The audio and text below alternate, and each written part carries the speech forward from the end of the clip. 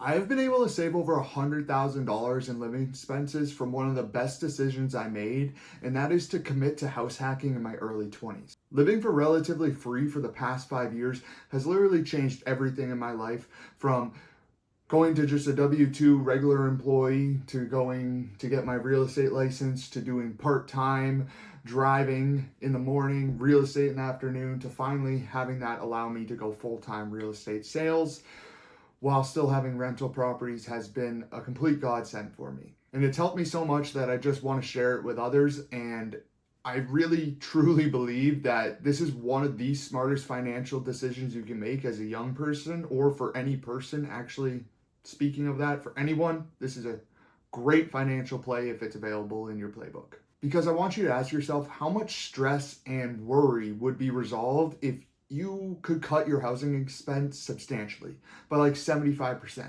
or even altogether, and you don't have to pay anything for living expenses? What would it be like having that extra $1,500, $1,700, $2,000 a month that you're not committing to rent payments that you can spread anywhere else? Hopefully you'll start saving some more money, because that's what it should do for you, but you can spend it on other areas and take some stress off yourself. Oh, and at the same time, you're actually owning the property you live in, and someone else is helping pay down your mortgage, which is building up the equity you have in that property. Sounds pretty sweet, right? So first, you're probably wondering, well, what the heck even is house hacking? It sounds weird. It sounds like a weird term, doesn't it? But it's very simple. All it means is you're making some money some way from your primary residence. One of the most common ways of doing this is buying a small multifamily, 2 to 4 units. You live in one of the units and then rent out the remaining units, therefore supplementing your mortgage or taking care of your mortgage payment altogether. And another way of doing this is just buying like a single family house, live in a bedroom, rent out the other bedrooms to roommates. But from someone who has done both of these things, I would much rather have the living situation where I have my own apartment and rent part of my house to a tenant, rather than having a roommate that's actually living in my unit. I like the separation, and it's a much better situation for me. And if you're up here in the East Coast, New Hampshire, single family properties are hard to buy an investment in the first place, and they don't make as much sense as like if you're down south. So the next thing that you probably have popping in your head is, well, I thought I needed 20% down at minimum to be able to buy an investment property. And in most cases, you do need 20% down minimum if you're solely buying for the investment purposes. But since you're buying as your primary residence, you can actually get in with those loans that work for regular single families. Like if you were just to go buy your first house, they can work for properties that are 2 to 4 units. They have to be small multifamily, so 4 units is the cap, because 5 units and above is considered commercial, and you can't do those with these type of loans. But you can still get into a 2 to 4 unit property with a VA loan, which requires 0% down, FHA loan that's 3.5% down, or you can find owner-occupied conventional loans where they're as low as 3% down. I have used both an FHA loan on my first property, which I only had to bring $5,000 to closing to buy a house, which is absolutely insane. And then the property I'm living in now, I had to bring 10% down on a conventional loan. That was basically due to my debt to income ratio was a little too high. I was going to get 5% down and keep it as low as possible, but I had to bring it up a little bit more to get that debt to income into the right area for the bank to actually approve my loan. And one thing to note on the lower down payment loans like an FHA and a VA loan, even USDA, which is a rural loan for like agriculture, so it's kind of hard to find duplexes that fit that. But those ones, they're government-backed loans, so they're a little bit more picky on the actual property you're purchasing, where if you went conventional, they have a little bit more leeway in the actual condition, because government-backed loans like to call out everything because it's a government-backed loan. They want to make sure they're actually lending on something that's worth like actually has value, and it's not going to fall apart tomorrow. Now, there are a few ways to find a good house that fits the need that you want for house hacking. And one way most people do it is they start off house hacking, but then they turn it into investment property. And if you're going to do that, you want to run your numbers as an investment property before you even potentially even go look at the place, let alone buy the place. You want to make sure, hey, once I move out of my unit, is this thing actually going to cash flow and make sense as a property to keep in my portfolio? Or when I move out, am I going to start losing money because it doesn't make sense with the rental rates? So you want to make sure you actually run those numbers. If you're wondering, hey, how do I run numbers? How do I analyze a property? Just click the video right up here above. I should have it above my head, hopefully. And go look in there on how to analyze it. It's pretty easy. One of the easiest ways is the 1% rule. You'll be able to figure that out pretty simply. And it's at least a good path to get you started on analyzing for cash flow.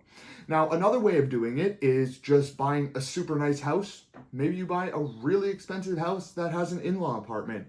And of course, the rent isn't going to make up for the mortgage payment, but maybe the rent covers a year of property taxes at the end of the year.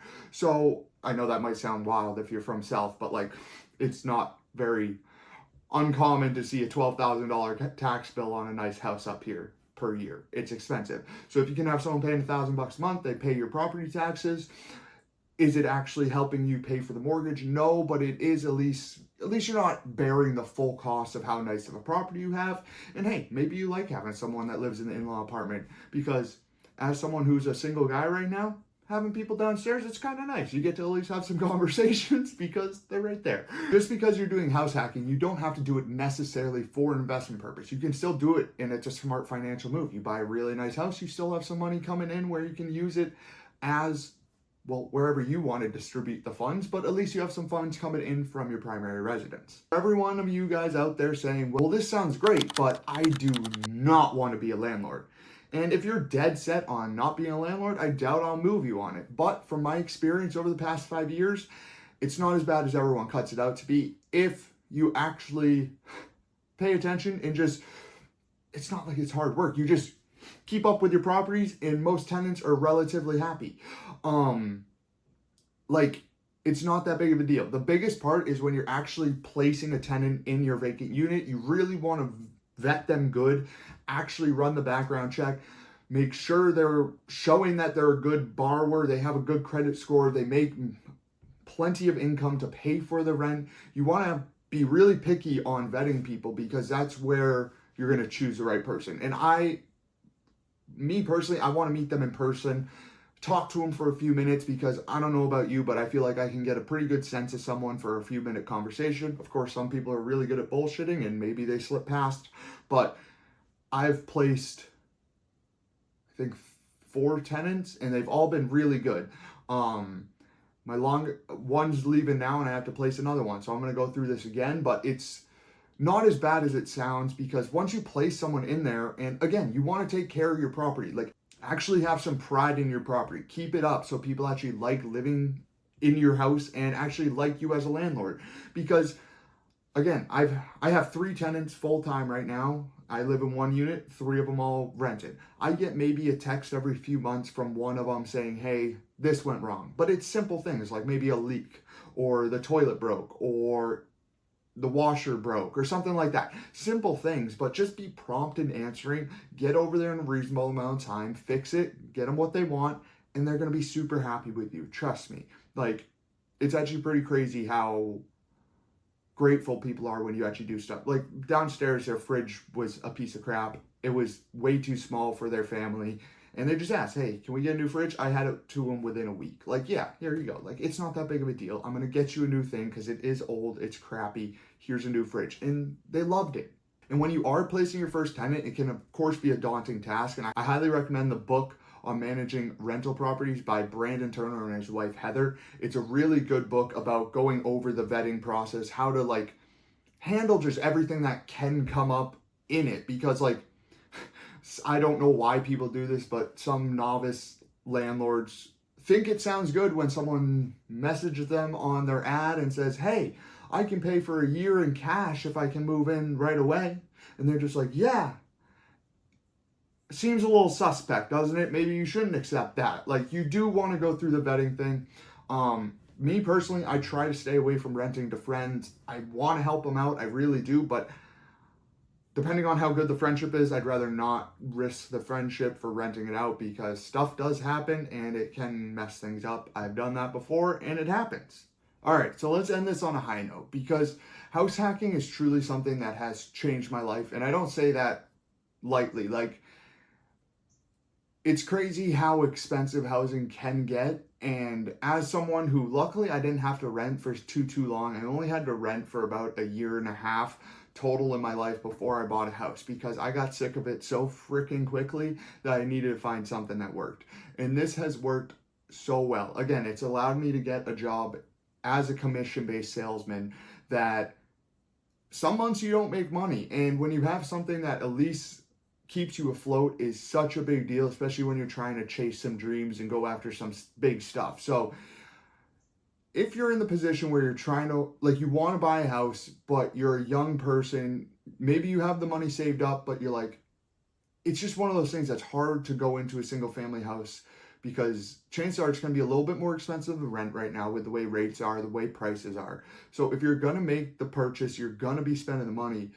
It's not a bad idea to look at some options with small multifamilies, see if it can make sense. And again, you only have to stay there for like a year under the actual guidelines of a loan before you can move out, purchase another property. So even if you stay in there 1 year and then go buy a single family house and then you just have a property that cash flows a few $100, maybe $1,000 a month, and that's the end of your investment journey, well, at least you have that one property, and that's going to do so much in your life because not only are you getting $1,000 a month, but every month that mortgage is going down and down and down, and you're not the one paying it. So it's a super crazy concept, and use it to your advantage if you're young or if you just are looking to buy a house and want to make a smart financial move. It's a great one to do. So I hope you enjoyed this video. This is something you'll probably see on my channel a lot, the house hacking, because I love it so much. If you have any questions, drop them in the comments below. If this added some value, please hit the like and subscribe button. I'll catch you guys next week with another video.